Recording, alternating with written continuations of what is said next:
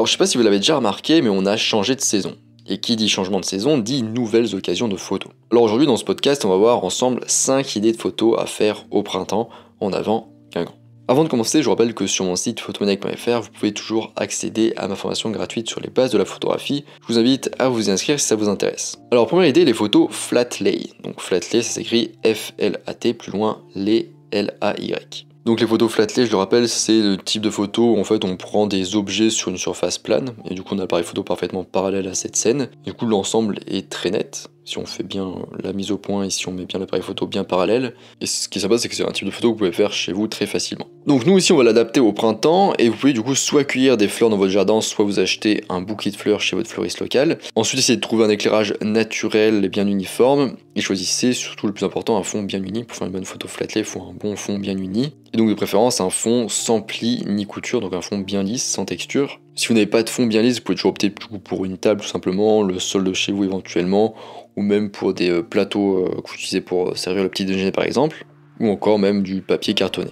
Donc ce que vous allez faire du coup, c'est juxtaposer des objets un petit peu du quotidien que vous avez chez vous par exemple, avec les fleurs colorées à côté. Je donne des exemples dans la vidéo qui s'y rapporte, donc n'hésitez pas à aller la voir si ça vous intéresse. Essayez d'être créatif avec les motifs, amusez-vous à explorer différents concepts et créer votre propre œuvre d'art florale. Ensuite, deuxième idée, le portrait floral.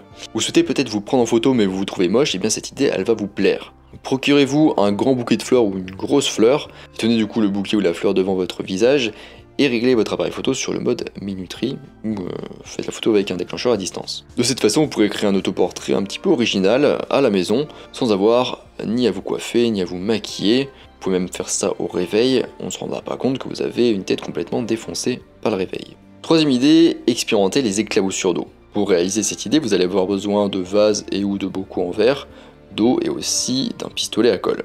Donc du coup c'est un petit peu la même idée qu'avec le flat lay. Vous allez avoir besoin d'un fond uni, donc, que vous allez pouvoir d'ailleurs jeter, auquel vous tenez pas, parce que vous allez coller du coup les bocaux et les vases en verre contre ce fond. Et vous allez les coller comme s'ils étaient un petit peu en train de tomber ou qu'ils étaient en déséquilibre. Vous pouvez faire des empilements par exemple, ou tout simplement les aligner les uns derrière les autres. Et vous n'allez pas mettre du coup vos bocaux et vos vases en fait debout sur le fond, c'est pas l'idée, mais plutôt vous allez les coucher pour qu'ils soient de profil du coup par rapport à la caméra et que le fond soit derrière. Vous allez du coup positionner votre appareil photo sur un trépied, vous faut de préférence un déclencheur à distance et vous mettre en mode rafale. Et une fois que toute la scène est préparée avec les fleurs du coup dans les bocaux qui sont renversés, qui sont collés, et bien vous allez en fait arroser, projeter de l'eau sur tout ça. Et ça donnera du coup l'impression en fait que le tout se renverse et qu'il y a de l'eau qui est projetée un petit peu de partout avec les fleurs qui sortent. Et ça peut donner du coup des photos assez sympas. Ça peut être un petit peu long et laborieux à mettre en place à point photo, mais vous pouvez avoir quelques bonnes photos dans le tas.